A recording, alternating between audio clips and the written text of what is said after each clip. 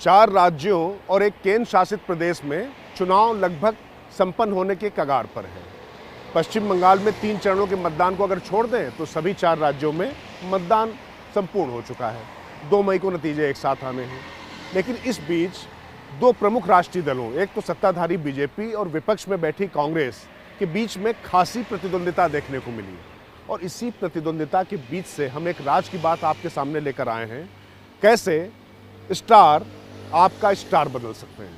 खासतौर से पार्टी के स्टार कैंपेनर पार्टी के स्टार बदलने में कामयाब हो सकते हैं। वो क्या है, आगे समझते हैं।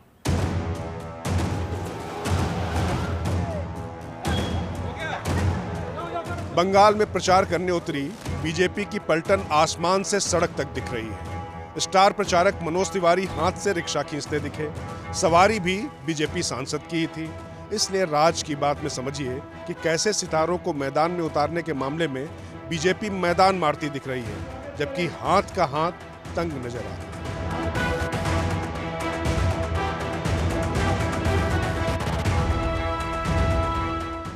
बीजेपी की तरफ से पीएम मोदी, गृह मंत्री अमित शाह, रक्षा मंत्री राजनाथ सिंह और राष्ट्रीय अध्यक्ष जेपी नड्डा प्रमुख चेहरे हैं। तो वहीं कांग्रेस की तरफ से राहुल गांधी ने प्रमुख रूप से मोर्चा संभाल रखा है। कहीं कहीं प्रियंका गांधी भी जाती दिखती हैं।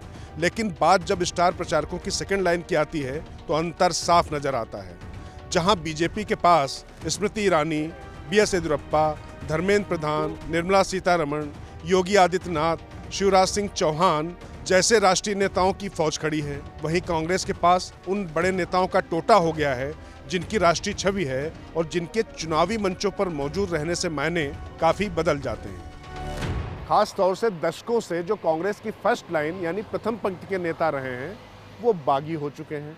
उनका एक ग्रुप 23 बन चुका है। तो गुलाम नबी आज़ाद, आनंद शर्मा, कपिल सिब्बल, वीरप्पा मोइली जैसे वरिष्ठ नेता जो बीजेपी के बड़े नेताओं का प्रतिकार कर सकते थे, उनके तर्कों की काट कर सकते थे, इस पूरे कैंपेन से गायब रहे हैं। तो आप इसका मतलब तो समझ ही सकते हैं।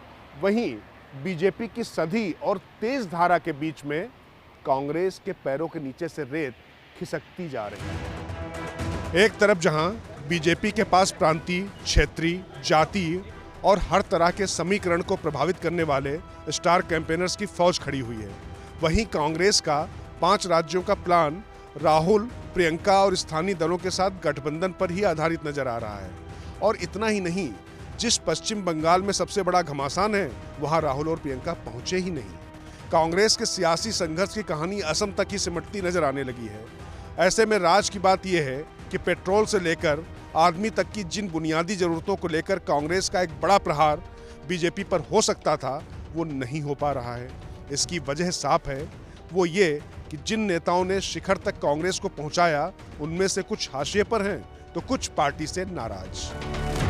देखिए, राजनीति में खासतौर से जब चुनाव चल रहे हो तो स्टार कैंपेनर की भूमिका बहुत महत्वपूर्ण होती है। अगर ऐसा ना होता तो इस कोरोना काल के दौरान भी ये बड़ी बड़ी रैलियां ना हो रही होती।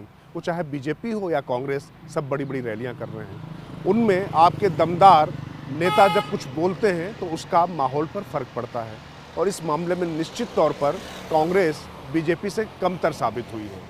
अब उनके सामने ये सेकेंड लाइन कब आती है, ये देखने की बात होगी। लेकिन पहले तो चुनौती ये है कि अपने बड़े नेताओं के असंतुष्ट होने के बाद वो ऐसे नेता तैयार कर पाएँ जो उनकी जगह ले पाएँ। और एक सवाल बड़ा कि जो पार्टी अपने नेताओं को ही मैनेज नहीं कर पा रही है, वो सत्ता को कैसे मैनेज करेगी।